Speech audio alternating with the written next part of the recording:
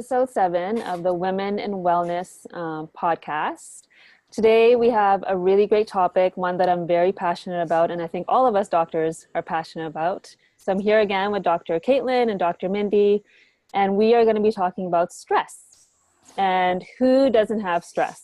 So whether it's, daily stress, whether they're big stressors on a macro level, on a global level, every day we are bombarded with some sort of stress. And you may find that people will tell you things like, oh, just don't worry about it. Or, just let it go.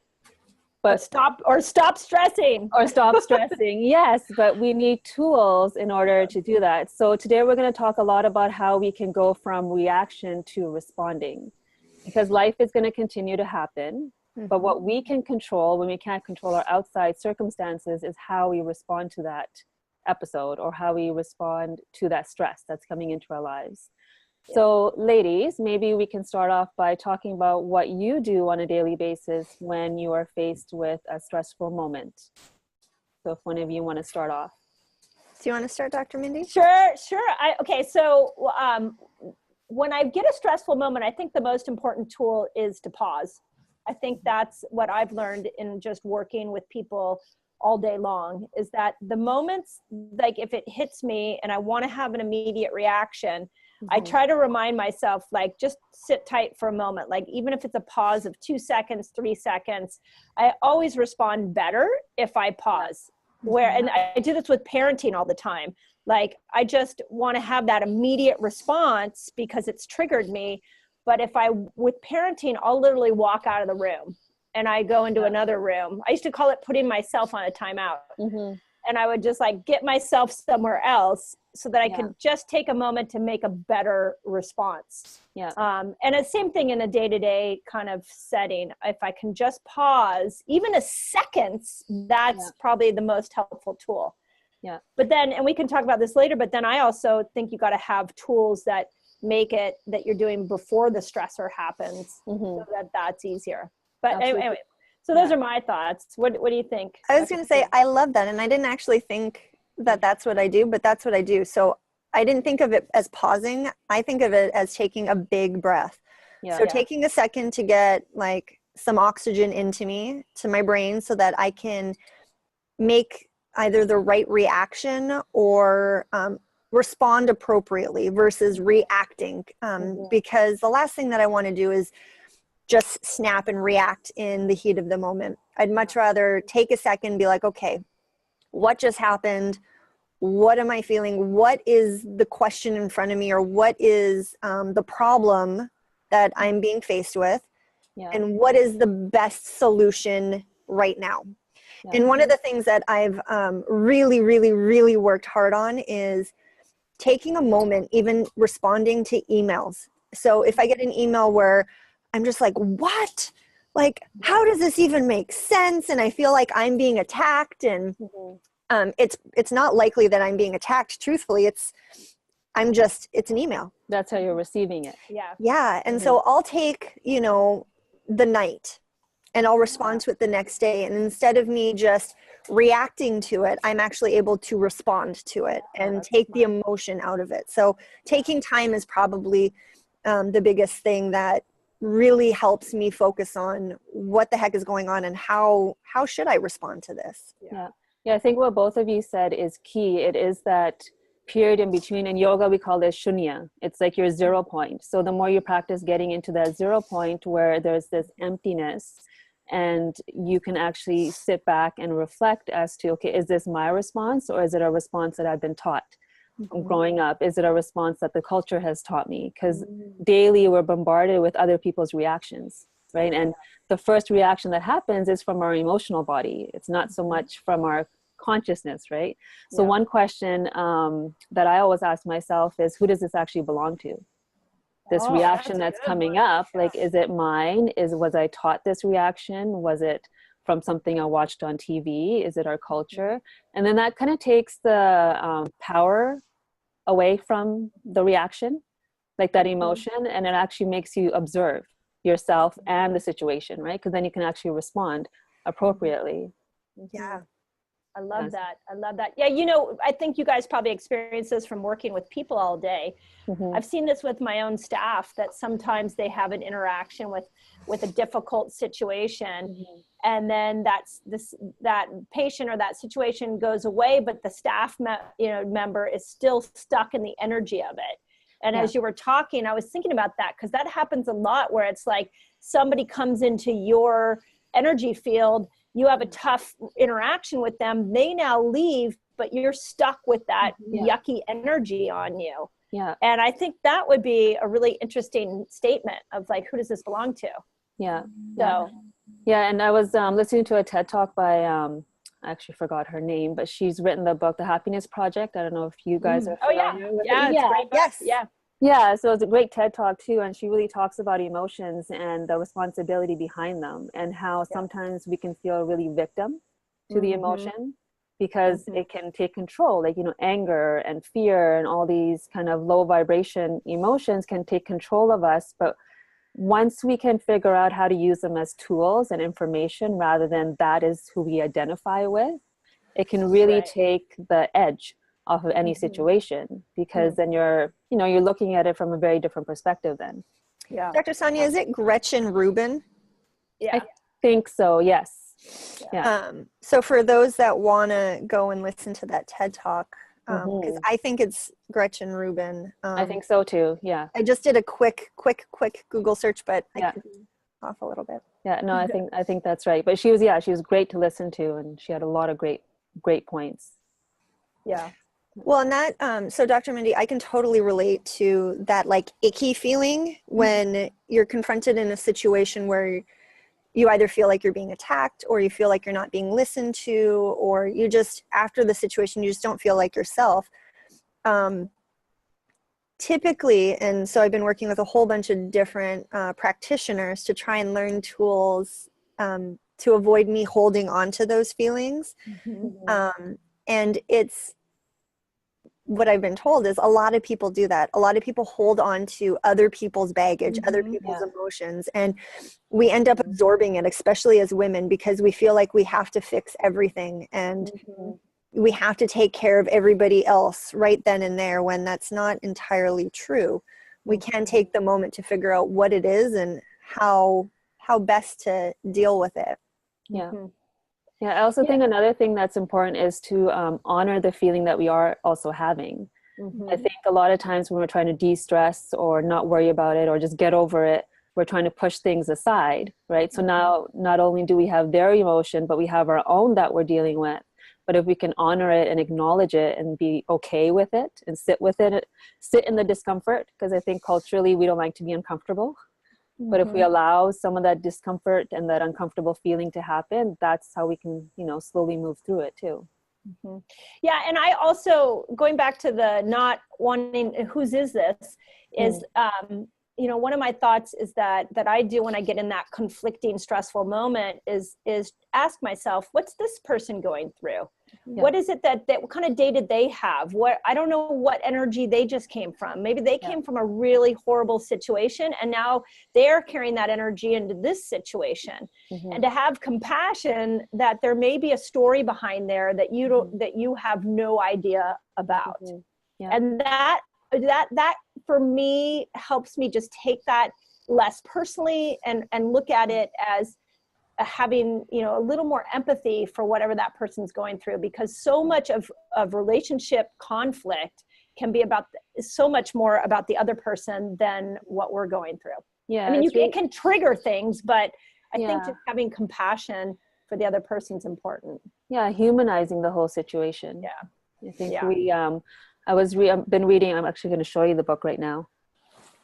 It's called The Yamas and the Niyamas, and it's like the basic foundational philosophies of yoga. And one of the first things it talks about is ahimsa, which means nonviolence.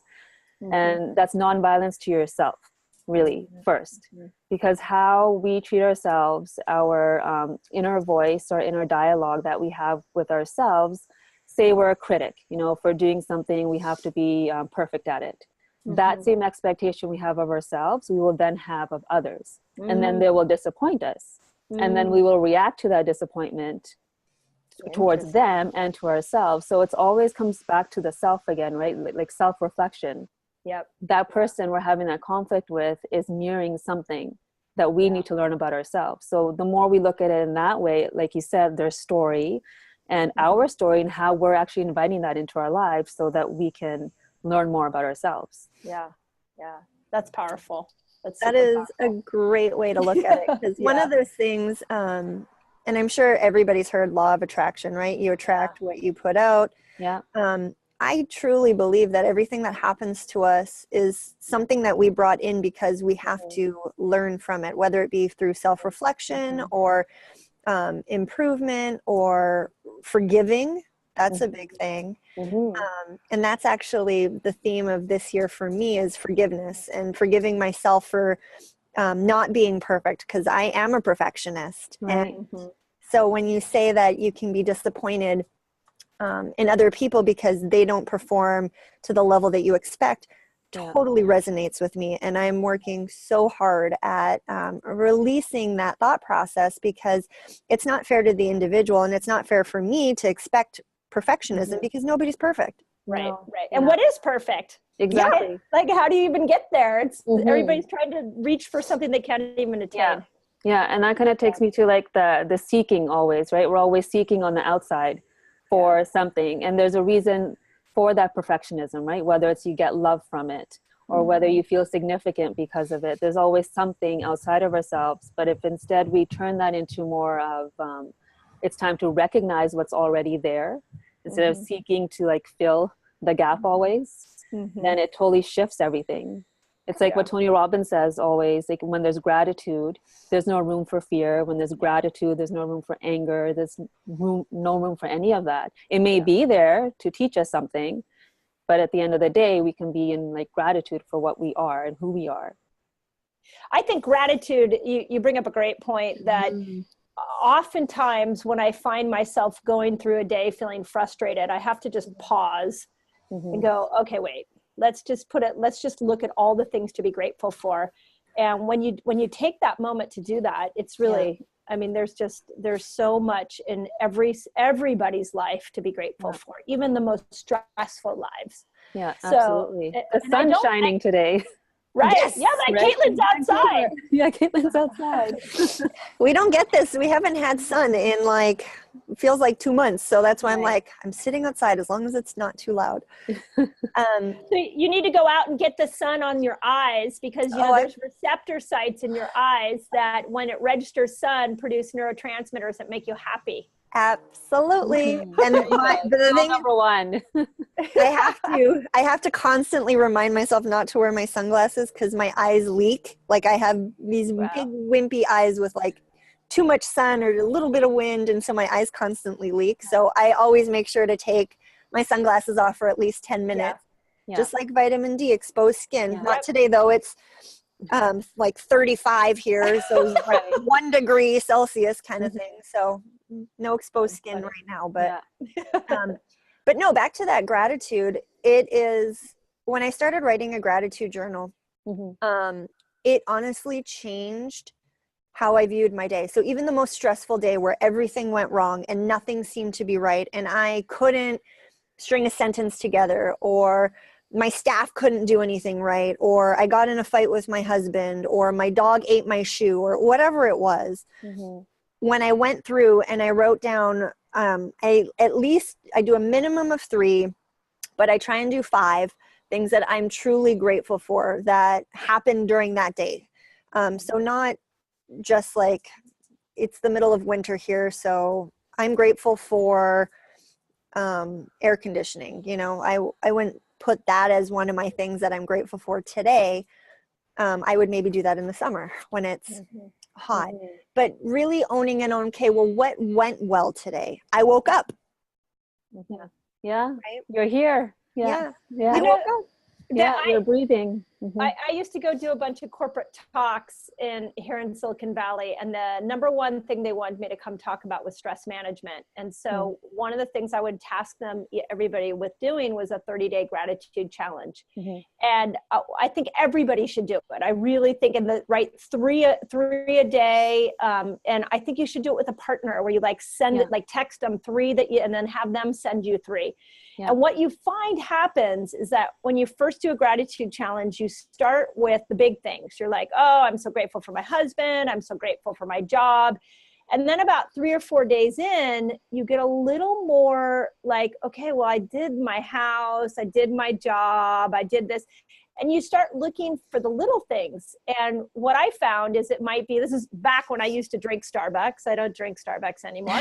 But when I would go into Starbucks and there would be no line, I'd be like, oh my God, this is just going to go on this is great. It's going to go on my gratitudes tonight. Yeah. Just all those little things. It became like a fun little game to play. Yeah, because it is it's the little moments that count. It's the little moments that actually give you pure joy. I think kind of going back to that seeking and recognizing that I was speaking to, because what do we want at the end of the day? We want to live a joyous life, right? And I don't use the word happy because I do feel happiness is more about the external stuff. This has to happen, then I'll feel happy. But pure joy is in those little moments of sunshine when it's 1 degree Celsius, those little things. That's what brings out that pure joy internally instead of seeking it from somewhere outside of us. Yeah. I couldn't agree more. I think joy and happiness are two totally different things. We can seek happiness from the external world that we live in. So our husband can bring us happiness, our kids can bring us happiness, our job can bring us happiness. But joy comes from what you feel when you're with those things. How do you really see those things? How does it impact you on a personal level?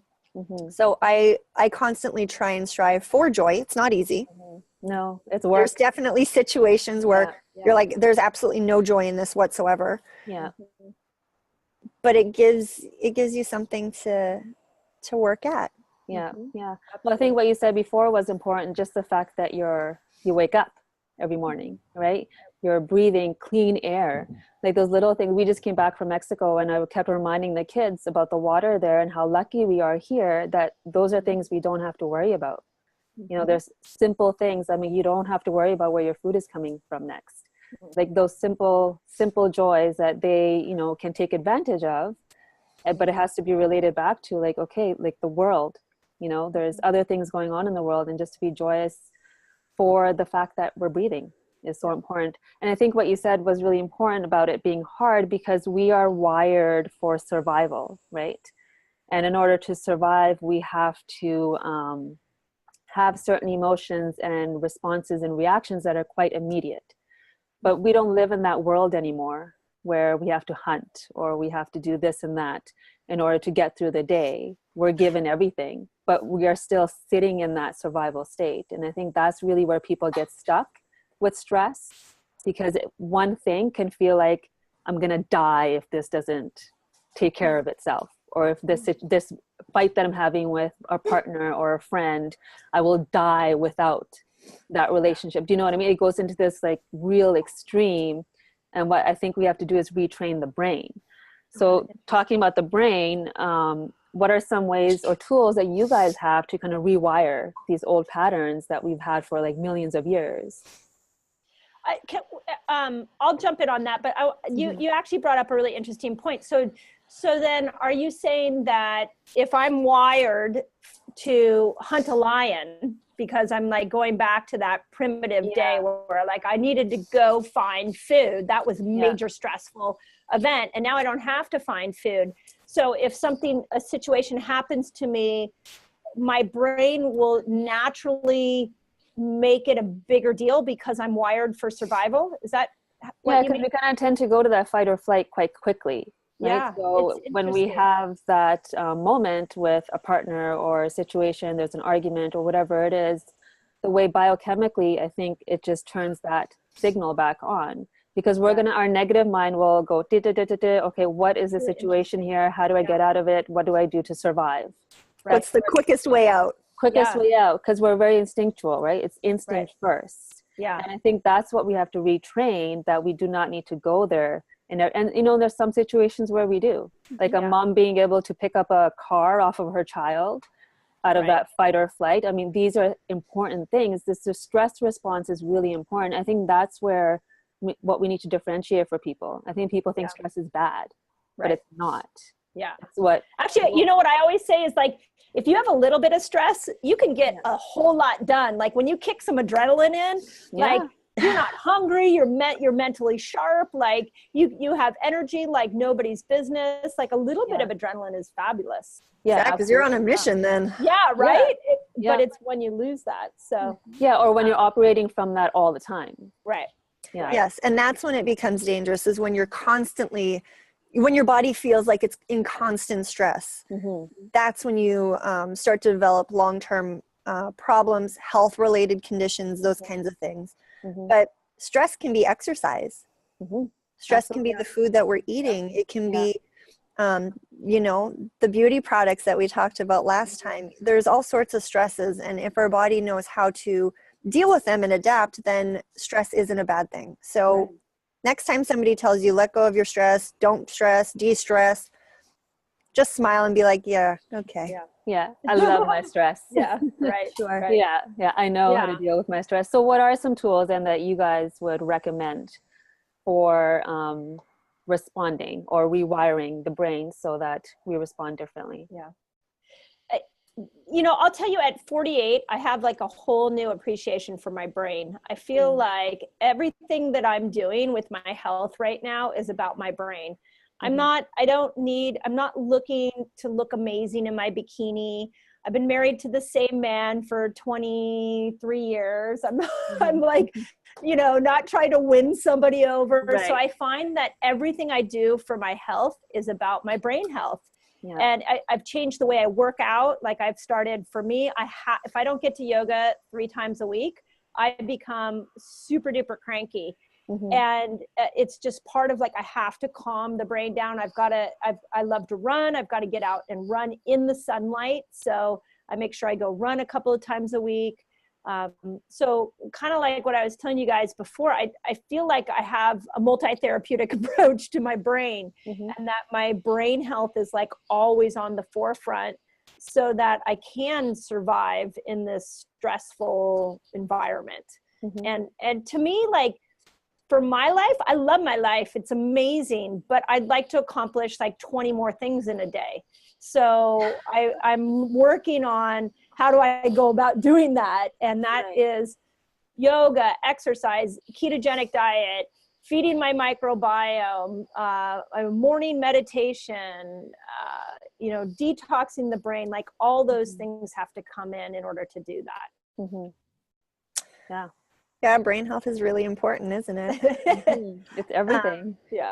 And so some of the things that I do, so I do like a morning and an evening meditation where I really try and so in the evening, I give thanks for the day that I had. I reflect on the day, especially if there's something that was bothering me, or remember when we were talking about just releasing it, just to get past it so that we can move on.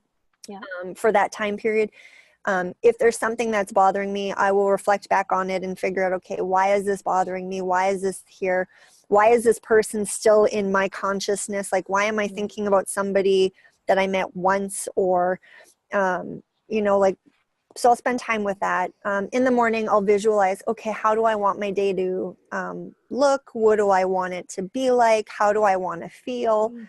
And so I'll focus on those kinds of things. But the big thing that I do on a regular basis, probably anywhere between 5 to like 20 times a day, depending on how my day's going, I ground. And so grounding is just thinking about having, for me personally, having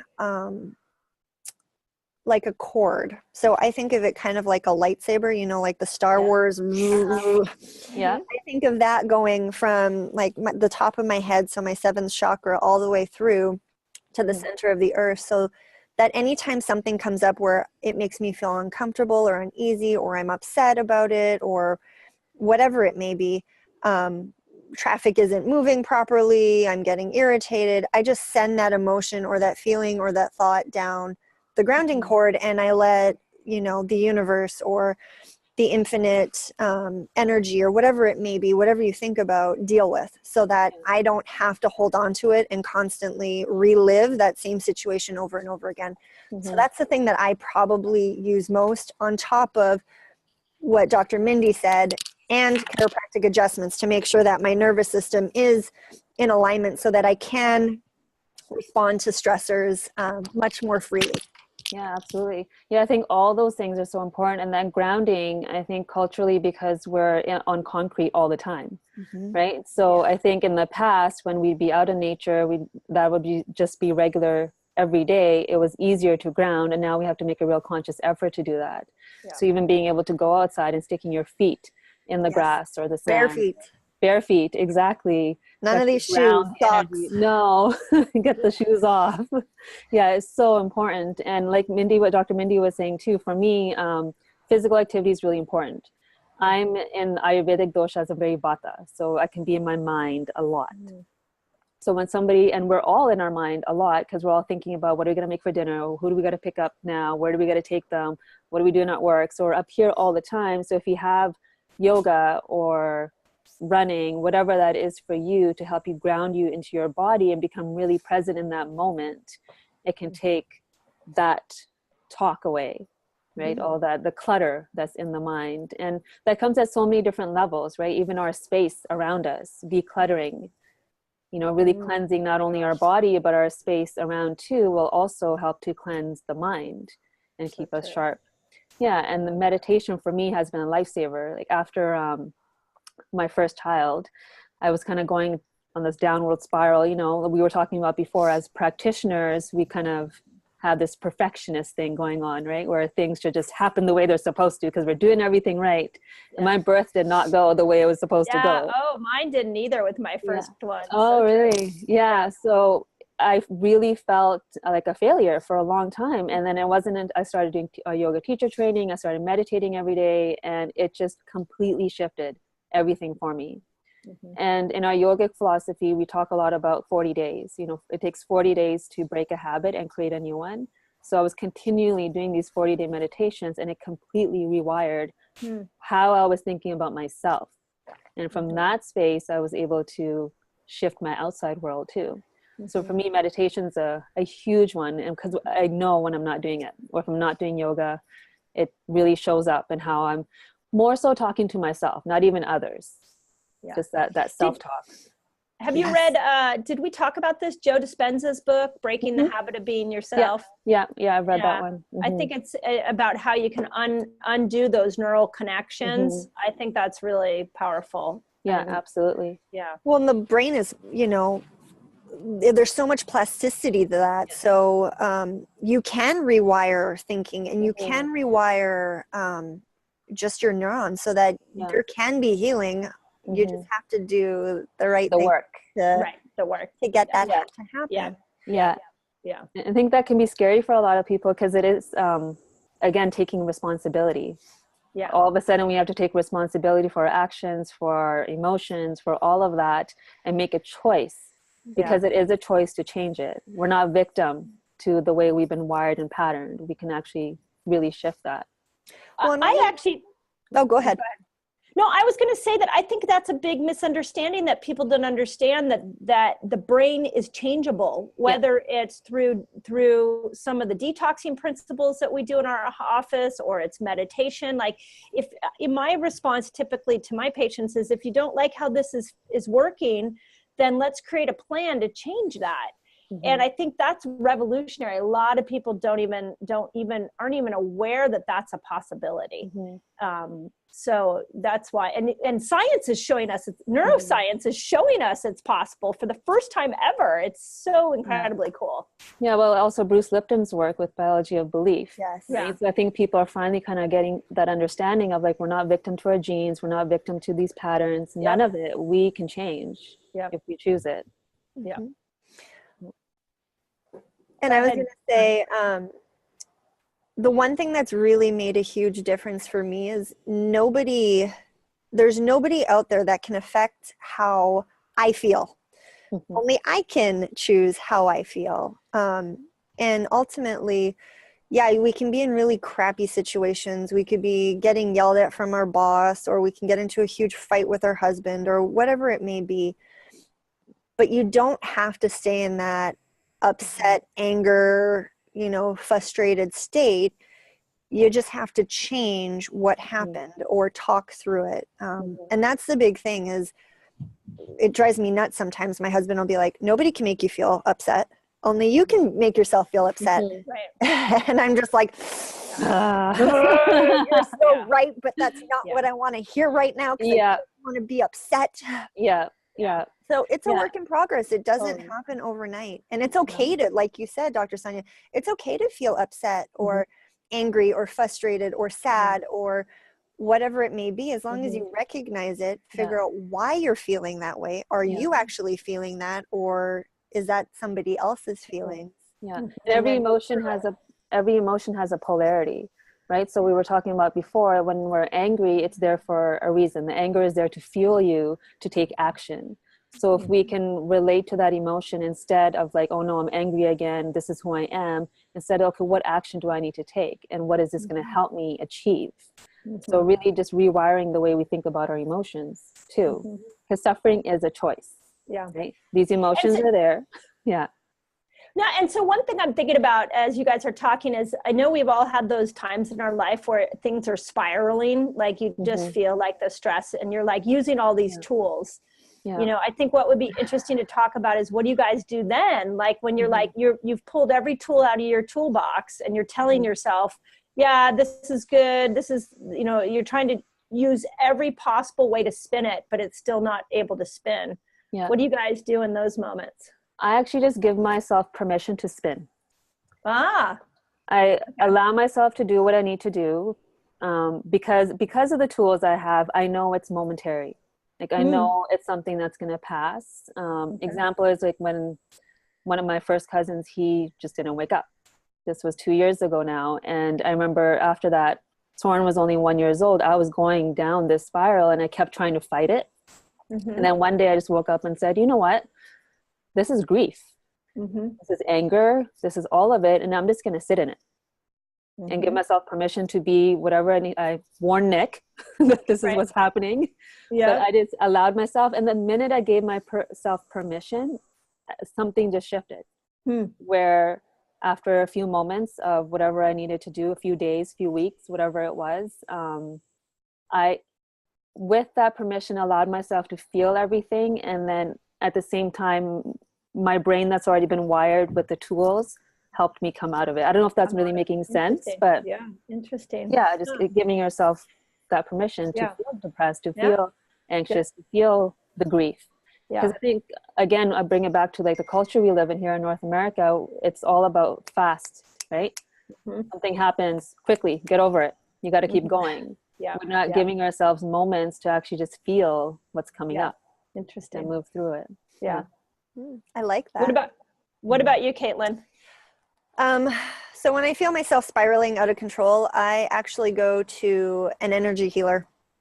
What I do is I have this one amazing, wonderful woman that I work with. When I lived in Denver, I'd actually physically go see her, but since I moved, I get on the phone with her. And what energy work is, it's somebody else who's in tune with energy, that they tap into your energy and where the blocks are. And the block, honestly, might not even be from the present time. It could be something that happened in early childhood or whatever it may be. And so I have her help me remove those energetic blocks. And that's one of the things that really, really helped me get through, especially big moments when things just like everything's going wrong. I can't do anything right. Nothing is working for me, no matter what tool I try and implement. That's my go-to, and it makes a huge, huge, huge difference. Well, I think that's really important, seeking help, right? Because sometimes we feel alone in what we're feeling, but to seek that help. And energy work is so amazing, like Reiki, massage, like anything that kind of helps to clear Yeah. And I also find that I usually need an adjustment, an alignment. So then I go in to my chiropractor and I get adjusted because when the nervous system's stressed out, you can't respond appropriately to anything. So those are really the two big things that I do when all else fails. Yeah, you know, there's a cool study that came out a couple of years ago from New Zealand that was saying that the chiropractic adjustment stimulates the prefrontal cortex. Oh, you were at that. You were at the Cal Jam when she spoke about that, Dr. Caitlin. Heidi Havoc's work, really interesting. And so some of the things that I know about the brain is that when we're under stress, we go to the hindbrain. We go back to that primitive brain. Yep. What a chiropractic adjustment can do, it can stimulate the blood flow of the part of the brain that is optimistic and can see hope and can set goals. And it really does pull your brain to another place in a short period of time. It's amazing. It's the same thing with meditation. They actually did scans while monks were meditating to see what part of the brain is actually getting activated, and it is the frontal cortex. That's so awesome. That's pretty cool. Yeah. So what do you do, Dr. Mindy? You know what I did? This was about 6 or 7 years ago when my kids, well, maybe a little bit longer, when my kids were a little bit younger, and I was going through a really downward spiral. It was not, I wasn't, the tools weren't working. I wasn't able to pull myself out. And I had 2 close friends that had moved away, and that was part of my downward spiral. And one of them had moved to Australia, totally different part of the world and totally different experience. And when she moved, she was actually in a really funky place in her marriage and her family. And then she went to this new environment, and all of a sudden everything changed, right? Everything in her life changed for the better. And the same thing happened to my other friend. And so I started looking around and going, okay, so your environment might have an impact. You walk in, I don't know about you guys, but you know, I walk in the same door every night. I have the same routine I do every day, and I drive the same way to work every day. So what would happen if I completely shifted my whole routine like these 2 friends did, just as much as I could? So I did. I changed the way I drove to work. I changed when I went to bed. I started getting up early in the morning.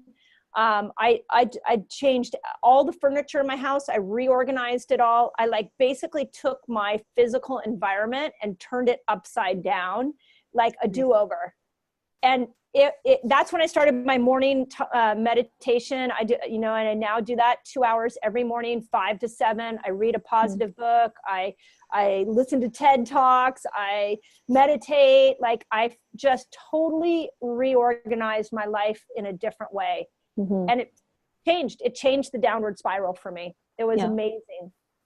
So I'm a huge fan of that, because I think sometimes old things you walk in the door the same way, and your husband's doing something in the same way that you already have a predisposed idea about. Right. And chewing really loud. Right. Oh, it's so funny that you said that, Sonia. Oh my goodness. The reason I say that is the other night I was like, do you to chew so it's always the chewing. Right? Luckily Nick's doing a 4-day fast right now. Yeah. That's awesome. So anyway, so I found that to work really, really well. And that was that literally was one of the deepest crises that I had been in. And I was like, how am I going to get out of this? I can pull myself out. And I just watched what other people did to get out of crises. And I'm like, okay, the environment matters. There's definitely something that matters here. Yeah. So it's a real reflection of our mind, right? It's I'm in chaos laundry right now, because we just came back from the trip and just sitting here and I'm like, oh boy. Yeah. The mind just starts to feel cluttered. Right. So what you said is so important. The change in routine too, because you're rewiring. Another strategy that I've actually seen work for a lot of people is tapping.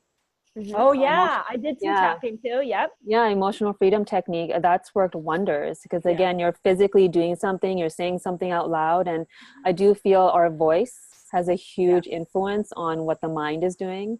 Yeah. So it's the same when you're doing a mantra. Your tongue is actually hitting certain points of the palate that are associated with meridian points. So when you're saying these affirmations and you're saying these positive things, it's tuning into your nervous system. Mm-hmm. So it's helping to rewire. You can, just so people know, if they haven't heard of tapping, you can go onto YouTube and look up tapping, because I had heard about that for a long time, was tapping, and I'm like, okay, I need to learn that. And you just go to YouTube, you'll figure it, you learn it quick. So yeah, absolutely. Easy to do. Yeah.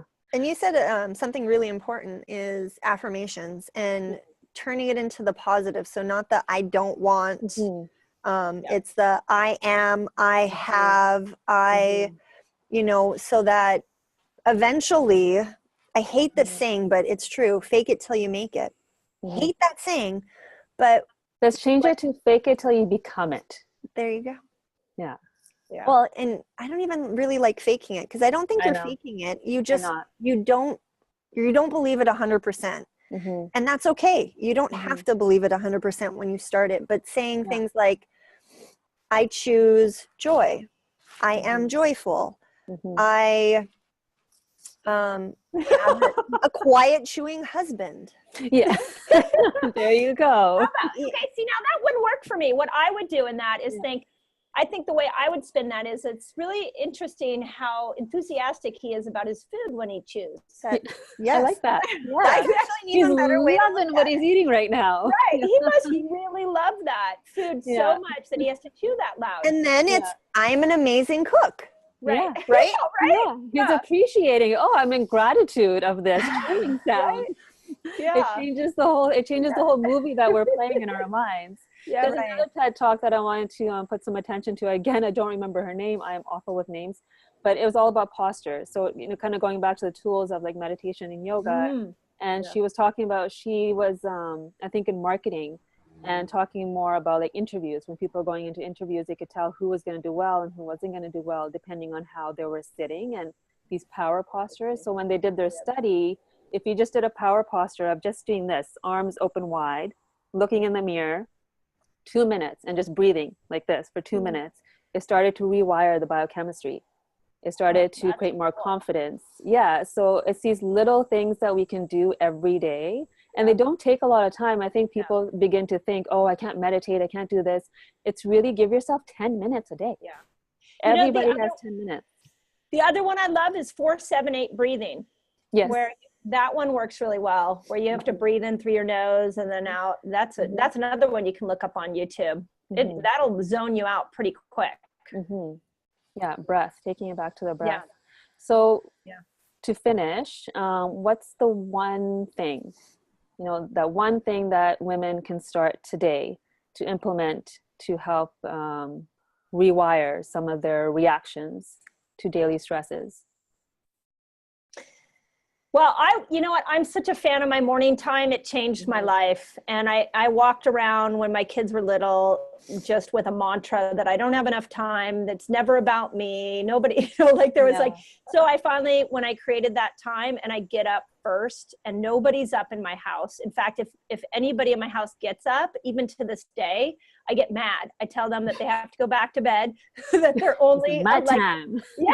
I'm like, you can't come into the room I'm in. Like, the first hour is mine. I don't want your energy in here, because I need it for myself. And I even now on the weekends will get up at 5. So I think if you carve the time out in the beginning of the day, so that the rest of the day you can give to everybody else, because that's kind of what we already do. But if I don't do that in the morning, then I find the woe is me brain shows up the rest of the day. Love it. Yeah. What about you, Dr. Caitlin? Just pause. Instead of spewing out the first thing that comes out of your mouth, take a second, take a big breath, process what's happening, and then respond. Or if it's something that you don't even have to respond to right then and there, let it sit and think about it for a day and then respond to it. But by doing that, you're going to take the emotion out of it, and it's just going to be more data and facts at that point. And you're going to be much happier, less stressed. So take the time to respond. Take a breath. Yeah, love it. And I would say, let's get everyone to start doing their gratitude journal. 3 things. That's minimum 3 things. Write down what is it that you're grateful for, and make it different. Make it different every day. And let's do it for 40 days. 40 days, gratitude journal to change and rewire the way we're responding in the movie that we're playing in our minds. So and if you do it with, I've done it with people, it's fun. Like text, a friend and I would text those gratitudes to each other at the end of the night. It just holds you accountable. Yeah, absolutely. Yeah. And it's fun too, if your husband's on board, to have you two go back and forth between the two, because then it gets you guys both on the same page. Yeah. And, you know, if you have screaming kids or whatever, you can just be grateful that you have your kids. Yeah. You know, your kids can talk. They might be talking back, but they can talk, right? Yeah. Whatever it may be. And then you just end up having a happier household. Yeah. And that's something that you can even teach your kids. How young do you think you guys can get kids on board with that? Well, we've already been doing it with, so Kyan is 6. So I think we started last year, and we try to at dinner time talk about, okay, what is it that you're grateful for today, or what was the best part of today, and just to kind of get them thinking more about what is working instead of what not. Because I know I've been trained to look at what's not working. Oh, you know, I am changing that for them. You know what we do at the table is I found that when we sit around, we all dinner, even to this day, is so important for us that we have that time to connect. And I just lead by going, hey, this really cool thing happened to me today. And I just kind of lead with that. And then before they know it, kids, you can brainwash kids so well. But before you know it, they're responding that way too. And it's really cool. And both my kids make lemonade out of lemons kind of kids, and that's just because that's what we modeled for them. Yeah, that's awesome. Very cool. Less work that they have to work on, because it sounds like both Dr. Sonia and I are trying to rewire our thinking, right? Yeah, exactly. Yeah. Oh no, it's amazing. That's the most fun thing I think about being a parent, is you can really wire their brain in a different way than you had yours wired. And I see it in my daughter now. My daughter is going to graduate from high school here soon, and she just doesn't understand why so many people are stressing out over what college to go to and all these things, because she sees a bigger picture of what life could be. And it's really fun to watch her navigate that in a really open way. I love it. And for you to go, whew. Right. Well, you know, sometimes she actually reminds me. She reminds me, like, it'll all work out. Don't worry. I'm like, you know, darn it, I taught you that. Yeah, I know. They're good mirrors for sure. They'll remind you. Absolutely. Yeah. So what are we talking about next week? That's a great question. I'd love to know what, I mean, there's so many different things to talk about. I'd almost say we should just continue on the brain path. Yeah. And the plasticity, and talking about more of the physical effects of it. That might be something that women will be interested in.